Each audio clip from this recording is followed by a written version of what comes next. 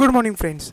आज हम स्टार्ट करने वाले हैं आपका नेक्स्ट टॉपिक, जिसका नाम है पार्टनरशिप अकाउंटिंग। इसमें हम पार्टनरशिप को स्टार्ट करने वाले हैं। आपके अगर मैंने सिलेबस के बारे में बात करी तो आपके मेनली 4 टॉपिक्स है, जिनमें एक है कंपनी, दूसरा है पार्टनरशिप, तीसरा है एनपीओ और फोर्थ है एनालिसिस ऑफ फाइनेंशियल स्टेटमेंट। जिसमें सबसे ज़्यादा मार्क्स जो आपका कवर करता है वो है पार्टनरशिप अकाउंटिंग। आज हम उसी चैप्टर्स को स्टार्ट करने वाले हैं। उनके अंदर 5 चैप्टर्स आपके टोटल आते हैं, जिनमें से 1 बाय 1 हम उन सारे चैप्टर्स को देखेंगे। अब बात करें अगर हम कि पार्टनरशिप आपके कितने मार्क्स के लिए आता है, तो ये आता है लगभग आपके 30 मार्क्स के अराउंड। यानी आपका 80 में से 30 मार्क्स तो केवल और केवल पार्टनरशिप ही जो है ले आता है, अगर आप उसमें अच्छे से मेहनत करो तो। इसीलिए पार्टनरशिप बहुत ही ज़्यादा ज़रूरी है आपके लिए, अगर आपको एग्ज़ाम में अच्छा स्कोर करना है। दूसरी बात, मैं पार्टनरशिप बीच में स्टार्ट कर रहा हूँ, उसका रीज़न ये है कि जिनको कंपनी देखनी है वो कंपनी के लेक्चर्स मेरे साथ साथ में देख सकता है, और जिनको पार्टनरशिप स्टार्ट करना है वो पार्टनरशिप के लेक्चर्स भी देख सकता है। मैं अल्टरनेट डे पे कोशिश करूंगा कि एक दिन आपका पार्टनरशिप और एक दिन कंपनी लेक्चर्स आते रहे। तो चलिए स्टार्ट करते हैं आज का अपना वीडियो। बट उससे पहले अगर अभी तक आपने हमारे चैनल को सब्सक्राइब नहीं किया है तो सबसे पहले चैनल को सब्सक्राइब कर लीजिए, साथ ही साथ बेल आइकन को प्रेस कर लीजिएगा। चलिए स्टार्ट करते हैं अपना वीडियो। और आज का हम टॉपिक जो है डिस्कस करने वाले हैं पार्टनरशिप। सबसे पहली बात कि what is the definition of partnership. Partnership की डेफिनेशन क्या है, what is the meaning of partnership. तो देखिए, अगर मैं आपको एक लॉ की या अपनी जो बुक है उन सब की डेफिनेशन को हटा दूं और ऐसे ही आपको समझाने की कोशिश करूं तो पार्टनरशिप का मतलब क्या है।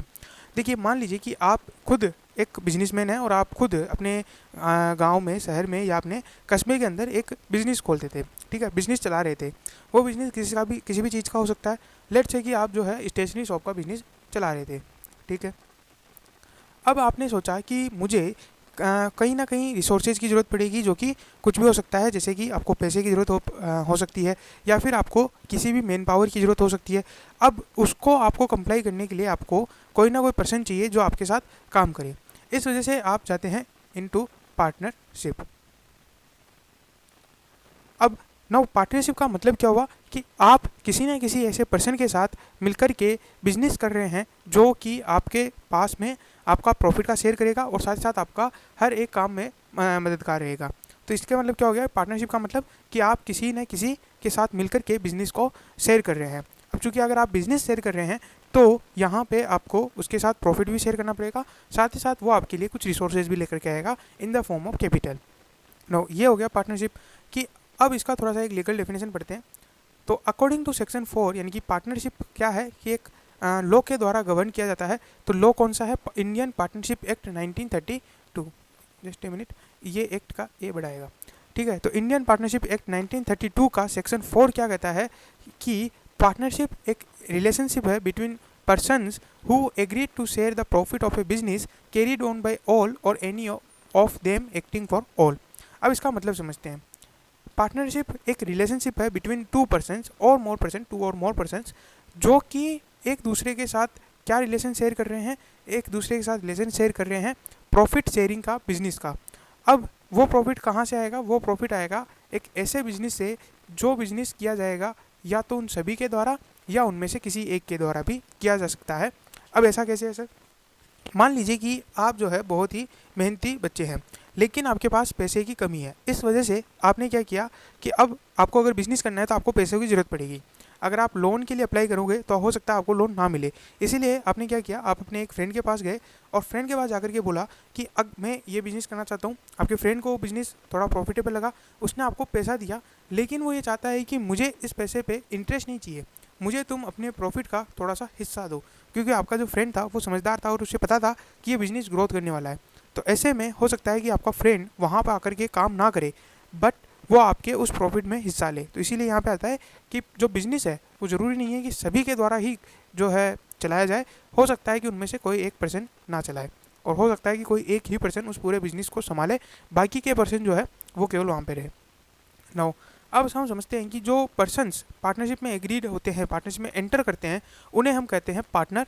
और उस पूरी कलेक्टिव, यानी कि उन दोनों तीनों पर्सन्स को एकदम कलेक्टिवली हम क्या बोलेंगे, उसे बोलेंगे हम फर्म। इसे क्या बोला जाता है, फर्म। नाउ फर्म का एक नाम होता है, जैसे मान लीजिए लेट्स से कि अगर ये ए है और ये बी है, तो इन दोनों ने मिलकर के अगर कोई चीज़ की है तो इन दोनों के बीच के रिलेशन को बोला जाएगा पार्टनरशिप।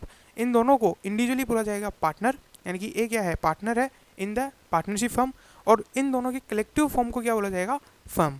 ठीक है, यानी कि ए और बी किस में काम कर रहे हैं, उसे बोला जाता है फर्म, ठीक, और इसीलिए इसका पूरा नाम बोला जाता है पार्टनरशिप फर्म। नाउ अब नेक्स्ट समझते हैं कि पार्टनरशिप के लिए एसेंशियल फीचर्स क्या क्या है। तो देखिए हमने यहाँ पे देखा था कि पार्टनरशिप 2 या 2 से ज़्यादा पर्सन्स के बीच में ही हो सकती है, तो मिनिमम 2 पर्सन्स की रिक्वायरमेंट यहाँ पे रहती है, उसके बिना पार्टनरशिप आप नहीं कर सकते। उसके बाद आता है एग्रीमेंट। नाउ ये एग्रीमेंट क्या होता है, ये एग्रीमेंट या तो ओरल हो सकता है या फिर ये रिटर्न भी हो सकता है। एग्रीमेंट किस चीज़ का, एग्रीमेंट इस चीज़ का कि हमारा जो प्रॉफिट होगा उसे हम डिवाइड करेंगे, उसे हम शेयर करेंगे। वो शेयरिंग रेशियो क्या होगा, यानी कि मैं कितना प्रॉफिट लूँगा, तुम कितना प्रॉफिट लोगे, तुम कितना कैपिटल लेकर के आओगे, मैं कितना कैपिटल लेकर आऊँगा, तुम कितना काम करोगे, मैं कितना काम करूँगा, क्या तुम्हें सैलरी मिलेगी क्या, और इस तरीके की बाकी सारी चीज़ें एग्रीमेंट के अंदर क्लियर की जाती है। ज़रूरी नहीं है कि ये एग्रीमेंट रिटर्न हो, इंडिया में अभी तक इसकी कोई भी लिमिटेशन नहीं है कि आपको रिटर्न एग्रीमेंट करवाना ही ज़रूरी है। आप चाहे तो ओरल एग्रीमेंट कर करके, यानी कि अपनी म्यूचुअल अंडरस्टैंडिंग के आधार पर भी पार्टनरशिप कर सकते हैं, लेकिन अगर आपको कुछ बेनिफिट्स लेने हैं लो के, तो आपको रिटर्न एग्रीमेंट करवाना पड़ेगा। अब रिटर्न एग्रीमेंट के कुछ बेनिफिट्स हैं, जैसे अगर रिटर्न एग्रीमेंट है तो आप में से कभी भी अगर कोई झगड़ा करता है पार्टनर्स के बीच में, तो वो उसे उस एग्रीमेंट के बिहाफ पे सुलझा सकते हैं। इसके अलावा भी रिटर्न एग्रीमेंट से आपकी पार्टनरशिप फर्म को एक लीगली पहचान मिल जाती है। ओरल एग्रीमेंट में कभी भी पार्टनरशिप फर्म को एक अलग पहचान नहीं मिलती है। तो ऐसे कई सारे बेनिफिट्स है लो के अंदर जो एग्रीमेंट को रिटर्न करवाने पर फ़ायदे होते हैं। नाउ दूसरी बात आता है एग्जिस्टेंस ऑफ बिजनेस। अब इसका क्या मतलब है, इसका मतलब है कि पार्टनरशिप केवल और केवल एग्जिस्टेंस ऑफ बिजनेस के आधार पर ही हो सकती है। अगर आपके पास कोई बिजनेस नहीं है तब आप पार्टनरशिप नहीं कहलाएगी। जैसे मान लीजिए कि आप दो दोस्त पार्टनरशिप करते हैं और दोनों दोस्त ये कहते हैं कि हम दोनों आज जो है समोसे एक साथ खाएंगे, तो ये जो दोनों के बीच में हुआ है इसे हम इस रिलेशनशिप को पार्टनरशिप नहीं कहेंगे। ये उन दोनों के अंदर एक अंडरस्टैंडिंग है, वो दोनों जाकर के कुछ कर सकते हैं, लेकिन उसे हम पार्टनरशिप नहीं कहेंगे। पार्टनरशिप कब है, जब वो बिजनेस कर रहे हैं, यानी कि अगर ये दोनों कहते हैं कि चलो आज हम समोसे बना करके बेचते हैं, तो ये एक बिजनेस है और इसमें उसे हम पार्टनरशिप बोलेंगे अगर ये दोनों ऐसा साथ में करते हैं तो। ना उसके अलावा और है प्रॉफिट शेयरिंग, यानी कि इसमें क्या है, आप सब एक दूसरे के साथ प्रॉफिट शेयर करते हैं partners. Now mutual agency, mutual agency एक इंपॉर्टेंट टर्म है पार्टनरशिप के अंदर। म्यूचुअल एजेंसी ये कहता है कि एजेंट का मतलब क्या होता है कि जो आपके बिहाफ पे काम करता है उसे हम बोलते हैं एजेंट। म्यूचुअल एजेंसी का मतलब क्या हुआ कि हर पार्टनर एक दूसरे का एजेंट है। इसका मतलब क्या हुआ कि ये पर्सन अगर कुछ वर्क करता है ऑन बिहाफ ऑफ पार्टनरशिप, तो वो वर्क हर एक पार्टनर के ऊपर लायबिलिटी क्रिएट करेगा। जैसे कैसे, मान लीजिए आपने ए एंड बी ने मिलकर के एक पार्टनरशिप फर्म बनाई, ठीक है। इस पार्टनरशिप फर्म को इन्होंने बिजनेस को चला रहे थे अच्छे से। अब मान लीजिए कि ए जो है वो कहीं पर जाकर के किसी से कॉन्ट्रैक्ट कर लेता है, ठीक है, किसी से कॉन्ट्रैक्ट कर लेता है और ऑन बिहाफ ऑफ क्या करता है, पार्टनरशिप फर्म करता है। तो बी ऐसा नहीं कह सकता कि ए ने कॉन्ट्रैक्ट किया है, मैं इसके लिए लायबल नहीं हूँ, ये पैसा पूरा आप ए से लीजिए, ऐसा नहीं होता है। इसीलिए ए और बी दोनों ही उस कॉन्ट्रैक्ट के अंदर लायबल ठहराए जाएंगे। जैसे कि मान लीजिए वो कॉन्ट्रैक्ट किया गया था कि तुम मुझे 1000 रुपये दोगे और मैं आपको जो है कुछ आइटम्स की डिलीवरी दूंगा। अब ए ने 1000 रुपये तो ले लिए, लेकिन वो जो सामान थे उनकी डिलीवरी उन्होंने नहीं की। तो ऐसे में वो पर्सन जो है वो बी से भी जाकर के बोल सकता है कि मुझे वो सामान नहीं मिला है, आप मुझे डिलीवर कराओ। और अगर बी मना करता है तो ये कलेक्टिवली ए और बी दोनों पे केस कर सकता है। इसमें बी मना नहीं कर सकता क्योंकि बी भी उस एजेंसी के अंदर बाइंडिंग है। सिमिलरली बी भी ऐसा कुछ कर सकता है, वो चाहे तो कॉन्ट्रैक्ट कर सकता है और उस कॉन्ट्रैक्ट को ए और बी दोनों को ही मानना पड़ेगा। उसके बाद आता है लॉफुल बिजनेस। नो पार्टनरशिप केवल और केवल तभी मानी जाएगी जब वो कुछ लॉफुल बिजनेस कर रहे हैं। अगर वो कुछ इलीगल बिजनेस करते हैं तब उसे हम पार्टनरशिप में नहीं मानेंगे। जैसे ए और बी एक दूसरे के साथ मिलते हैं और कहते हैं कि चलो कल हम बैंक को लूटते हैं या डाका डालते हैं, तो ऐसे में उस चीज़ को हम बिजनेस नहीं कहेंगे, उस चीज़ को हम पार्टनरशिप नहीं कहेंगे, ठीक है। तो ये हो गया फीचर्स ऑफ पार्टनरशिप। यहाँ कंपनी लिखा हुआ है, यहाँ पे हम पार्टनरशिप। नो अब हम बढ़ते हैं थोड़ा सा आगे। अब ऐसे कौन कौन से पर्सन हैं जो पार्टनर नहीं बन सकते, ये आपका एमसीक्यू के अंदर क्वेश्चन आ सकता है कि ऐसे कौन कौन से पर्सन हैं, या इसको एक केस स्टडी बेस पे बोल सकता है कि एक पर्सन है जो कि ये चीज़ें करता है, तो क्या वो उस फर्म में पार्टनर बन सकता है क्या। चलिए हम देखते हैं कौन कौन पार्टनर बनने के लिए एलिजिबल नहीं है। पहला आता है माइनर। नाउ माइनर को पार्टनर क्यों नहीं बनाया जा सकता, क्योंकि देखिए हमारे इंडिया कॉन्ट्रैक्ट के हिसाब से कोई भी पर्सन जो अंडर 18 एज है वो कॉन्ट्रैक्ट नहीं कर सकता। और पार्टनरशिप के लिए हमें क्या करना पड़ता है, हमें एग्रीमेंट करना पड़ता है। और चूँकि कोई भी माइनर एग्रीमेंट करने के लिए ही नहीं होता है कॉम्पिटेंट, तो इस वजह से माइनर पार्टनर भी नहीं बनाया जा सकता। लेकिन फिर भी माइनर को पार्टनर बनाया जा सकता है, इसे मैं थोड़ा सा और आगे बढ़ा रहा हूँ। माइनर को पार्टनर बनाया जा सकता है, लेकिन किस सिचुएशन में, जब माइनर केवल और केवल प्रॉफिट के लिए ही उत्तरदायी होगा। अगर कोई लॉस हो जाता है तो आप उसे माइनर को नहीं झेलना पड़ेगा। अगर ऐसा आप करते हो तब माइनर को आप पार्टनर बना सकते हो। और इस सिचुएशन में अगर आप माइनर को पार्टनर बनाते हो तब आपके पास एक एक्स्ट्रा पार्टनर होना चाहिए। मतलब माइनर की सिचुएशन में आपके पास 3 पार्टनर होने चाहिए, ए, बी और सी, जिनमें अगर सी माइनर है तब भी काम चल जाएगा, क्योंकि ए और बी जो है वो उस सिचुएशन को संभाल लेंगे और वो उनकी पार्टनरशिप जो है चलती रहेगी। उसके बाद आता है पर्सन ऑफ अनसाउंड माइंड, यानी कि अगर कोई पागल है या जो है उसमें इतना दिमाग नहीं है, आईक्यू लेवल बहुत कमज़ोर है, तो ऐसी सिचुएशन में भी उसे हम पार्टनरशिप नहीं बना सकते। Person disqualified by law, disqualified by law कौन कौन से हैं, जो सज़ा काट रहे हैं या कोर्ट ने स्पेशल ऑर्डर करके उनको बोल दिया है कि आप पार्टनर नहीं बनोगे किसी भी बिजनेस के अंदर, तो उसे भी हम पर्सन डिस्क्वालीफाइड बाई लॉ बोलेंगे। उसके बाद आता है इंसॉल्वेंट पर्सन। इंसॉल्वेंट पर्सन कौन होते हैं, जो अपनी लायबिलिटी चुकाने में अक्षम होते हैं, यानी कि जिनके पास इतना पैसा ही नहीं है कि वो अपने खुद की लायबिलिटी चुका सके। तो ऐसे में वो पार्टनर बन के, और अगर नुकसान हो गया तो फिर उनकी लायबिलिटी कौन चुकाएगा, इसलिए इंसॉल्वेंट पर्सन भी नहीं बन सकते हैं पार्टनर। अब आते हैं पार्टनरशिप के उस एग्रीमेंट के बारे में जो कि सबसे ज़्यादा ज़रूरी था पार्टनरशिप के लिए। ठीक है, हमने क्या कहा था कि पार्टनरशिप कब बनती है, जब 2 पर्सन्स क्या करते हैं, एक एग्रीमेंट करते हैं, चाहे वो एग्रीमेंट रिटन हो या ओरल हो, लेकिन जब वो एग्रीमेंट किया जाता है तब वो पार्टनर बनते हैं। नो ये एग्रीमेंट जब ओरल होता है तब तो ठीक है, एग्रीमेंट हो गया। नो जब भी इसे रिटर्न होता है तब इसे बोला जाता है पार्टनरशिप डीड। ठीक है, इस डॉक्यूमेंट को यानी कि इस रिटर्न एग्रीमेंट को क्या बोला जाता है, पार्टनरशिप डीड। तो ये काम आपको कई बार करना पड़ेगा अगर आप इस फील्ड में आते हैं कॉमर्स के अंदर, जब आप आगे फर्दर स्टडी करते हैं और इसी को अपनी जो है प्रोफेशन बनाते हैं, क्योंकि कई सारे लोग क्या होते हैं कॉमर्स के बाद कंपटीशन देते हैं। तो इन केस अगर आप इसी में प्रोफेशन बनाते हैं तब आपको पार्टनरशिप डीड कई बार लिखनी पड़ेगी और कई अलग अलग पर्सन अपने अकॉर्डिंगली आपको पार्टनरशिप डीड लिखवाएंगे। तो उसमें आपको समझना पड़ेगा कि पार्टनरशिप डीड होती क्या है और इसमें इतना इंपॉर्टेंस क्यों है। चलिए समझते हैं। तो पार्टनरशिप डीड एक लीगल डॉक्यूमेंट है जो कि डिफाइन करता है इन दोनों के बीच के रिलेशनशिप को। रिलेशनशिप मैंने कि ये बताता है कि आप दोनों कितने परसेंटेज के लिए पार्टनर है, क्या सैलरी लेंगे और ये सारी चीज़ें। और अगर कोई भी डिस्प्यूट हो जाता है तो वो किसके द्वारा डिजोल्व होगा, वो रिजोल्व होगा रिटर्न पार्टनरशिप डीड के द्वारा। ठीक है, नाउ उसके बाद आता है कि जो मैं आपको पहले बता चुका हूँ कि पार्टनरशिप एक्ट 1932 ये मैंडेट नहीं करता है कि आपके पास एक पार्टनरशिप डीड हो ही सही। हाँ, अगर आप बना लेते हैं तो आपको फ़ायदे हैं, नहीं बनाते हैं कोई दिक्कत नहीं है। ठीक है, ऐसे कई सारे पार्टनरशिप है जो बिना पार्टनरशिप डीड के भी चलती है और ऐसी कई सारी पार्टनरशिप है जिनकी डीड बनाई जाती है क्योंकि उनको फिर कई सारे बेनिफिट्स मिलते हैं। खास करके इनकम टैक्स पर्पज़ के लिए तो पार्टनरशिप डीड बनाना ज़रूरी हो जाता है, क्योंकि अगर आप पार्टनरशिप डीड नहीं बनाते हो तो आपके बिजनेस पे थोड़ा सा रेट जो है हायर लगता है, रेट ऑफ टैक्स जो है वो हायर लगता है। इस वजह से पार्टनरशिप डीड बनाई जाती है। अब आता है कि पार्टनरशिप डीड चूँकि मैंडेट नहीं है और अगर कोई पार्टनरशिप डीड नहीं बनाता है तो उसके क्या नुकसान है। मान लीजिए जैसे कि ए एंड बी पार्टनरशिप करते हैं और ओरली डिसाइड कर लेते हैं कि हम ये चीज़ें करेंगे, बट उनको बीच में झगड़ा हो जाता है। लेट्स से कि ए कहता है कि मैं जो है सैलरी लूँगा ₹50,000 पर ईयर। ठीक है, और ये ओरली डिसाइड कर लेते हैं। अब जैसे ही ईयर एंड होता है और ए सैलरी लेने लगता है, दोनों झगड़ा करने लगते हैं कि तुम्हें सैलरी नहीं मिलेगी, हमारे बीच में ऐसा कोई रिटर्न एग्रीमेंट है नहीं कि तुम सैलरी लो। ऐसे सिचुएशन में कोर्ट के पास जाते हैं तो कोर्ट क्या इन्हें डिसीजन देगा, ये चीज़ बताती है ये 6 पॉइंट कि अगर किसी के बीच में पार्टनरशिप डीड नहीं है तो फिर ऐसे में कोर्ट आपको क्या डिसीजन देगा, ये चीज़ है और आपके ऊपर क्या लागू होगा। तो अगर आपके बीच में पार्टनरशिप डीड नहीं है, ऐसी सिचुएशन में अगर आपको प्रॉफिट और लॉस को बांटने के लिए झगड़ा होता है कि मैं इतना प्रॉफिट लूँ या तुम कितना प्रॉफिट लो, तो ऐसे में कोर्ट कहेगा कि कोई कुछ नहीं, सब इक्वली डिस्ट्रीब्यूट कर लो। अगर 2 पार्टनर है तो बराबर, 3 है तो 1 2 3 यानी कि है ना 3 के रेशियो में बांट दो, 4 है तो चारों बराबर ले लो। इस तरीके से आपको बराबर रेशियो में बांटना है।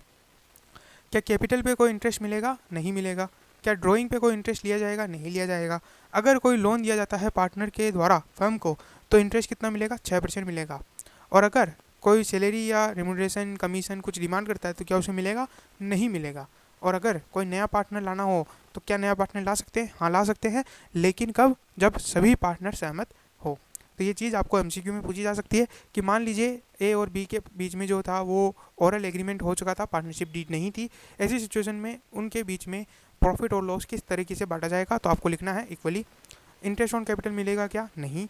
इंटरेस्ट ऑन ड्राइंग लिया जाएगा क्या? नहीं। और पार्टनर के लोन पे कितना इंटरेस्ट मिलेगा? 6%। सैलरी रेमुनरेशन मिलेगा? नहीं। अगर किसी नए पार्टनर को लाना है तो सभी पार्टनर की सहमति की जरूरत पड़ेगी। अब इसका एक प्रैक्टिकल क्वेश्चन देख लेते हैं और आज का टॉपिक यहीं समाप्त करते हैं। ये पार्टनरशिप डीड के कुछ कंपोनेंट है कि उसमें क्या क्या होना चाहिए। एक बार आप इसका स्क्रीनशॉट ले लीजिए और पढ़िएगा। मैं आपको और आपको अब क्या करना है, गूगल पे जाना है और what ever search engine you use, but उस पर आपको जाना है और वहाँ पे जाकर के आपको क्या करना है, आपको सर्च करना है पार्टनरशिप डीड का फॉर्मेट, और उस फॉर्मेट के अंदर आपको देखना है कि किस तरीके से पार्टनरशिप डीड बनती है। आप उसको पढ़ना है, ठीक है, जिससे आपको और थोड़ी सी क्लियरिटी आ जाएगी। नाउ उसके बाद हमें चलना है एक क्वेश्चन के ऊपर। अब क्वेश्चन क्या है, A and B are partnered in partnership firm. Their PSR is 3:2 and their capital on beginning of the year was 3 lakh and 2 lakh respectively. ठीक है, इनकी इससे मतलब क्या हुआ कि ए और बी पार्टनर है पार्टनरशिप फर्म में, और उनका प्रॉफिट शेयरिंग रेशियो यानी कि वो किस आधार पे प्रॉफिट बांटेंगे? 3:2 में। उनका कैपिटल क्या है? 3 लाख और 2 लाख। ठीक, यहाँ तक कोई दिक्कत नहीं। नेक्स्ट है 1 अक्टूबर को ए जो है वो लोन देता है फर्म को 20,000 का, रेट ऑफ इंटरेस्ट है 10%।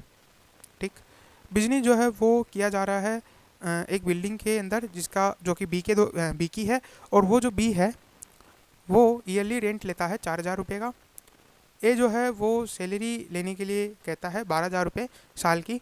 उनको उस साल प्रॉफिट हुआ था 50,000 का इन सारी चीज़ों से पहले।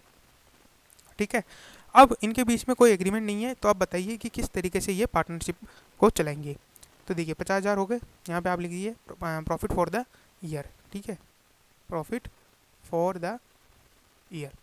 नाउ क्या इन्हें ए का जो लोन है क्या उसे इंटरेस्ट मिलेगा? हाँ मिलेगा। कितना मिलेगा? 10% मिलेगा? नहीं, मिलेगा कितना? 6%। तो 6% इंटरेस्ट जो है वो कैलकुलेट कर लीजिए। तो इंटरेस्ट आ जाएगा, इंटरेस्ट कितना मिलेगा? 6%। तो कितने पे? 20,000 multiply by 6/100 multiply by 6 divide by 12, ये निकल जाएगा कितना? 600। ठीक है, I am right, sorry am I right? Now उसके बाद आता है business is carried from a building own by B on yearly rent ₹4,000। क्या रेंट मिल जाएगा? हाँ मिलेगा, रेंट पे कोई रिस्ट्रिक्शन नहीं है, जितना बी मांगता है उतना मिलेगा, क्योंकि रेंट जो है इसका पार्ट नहीं है, तो रेंट यहाँ पे आ जाएगा।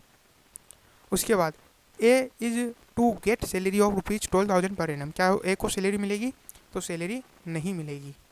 ठीक है, आप चाहो तो नीचे नोट देकर के लिख सकते हो, as per partnership act in case of when there is no partnership deed partner is not entitled to get any salary from partnership accounts. ठीक है, तो अब यहाँ पे हम प्रॉफिट निकाल लेंगे। 50,000 में से ये दोनों चले गए तो ये निकल जाएगा 55,400। और इस प्रॉफिट को हम किस रेशियो में बांटेंगे? 3:2 में? नहीं, हम इसे बांटेंगे इक्वली। और इसका भी आप एक नोट दे सकते हैं कि in according to partnership act 1932 in case where there is no partnership deed profit is divided equally. ठीक है, तो इस तरीके से अगर आपको नहीं समझ में आया, आपने अगर नहीं लिखा है तो वापस इसको रिपीट मोड पे चलिएगा और अपने पेपर में अपनी जो बुक है उसमें आप लिख सकते हैं नोट। ठीक है, तभी आपका जो आंसर है वो कंप्लीट माना जाएगा। अब इसको हमें 2 पार्ट में डिवाइड करना है। ये कितना आ जाएगा? 27,700। ठीक है, और ये आ जाएगा 27,700। इस तरीके से ये आ जाएगा। 55 का 27,500 आई थिंक, एंड उसके बाद 400 का 200 और 8 के लिया। इस तरीके से मैंने कैलकुलेशन की है। आपको भी फास्ट कैलकुलेशन की आदत होनी चाहिए। ठीक है, एग्जामिनेशन में आप थोड़ा सा फास्ट कर पाएंगे, तभी आपको ज़्यादा टाइम मिलेगा रीचेकिंग के लिए, और बाकी के कुछ अगर टफ क्वेश्चंस आते हैं उनमें। ठीक है, तो आपको इस तरीके से फास्ट कैलकुलेशन होना चाहिए, आपको प्रैक्टिस करनी चाहिए। तो आज का वीडियो बस इतना ही। Thank you very much for listening us. Good day, good bye.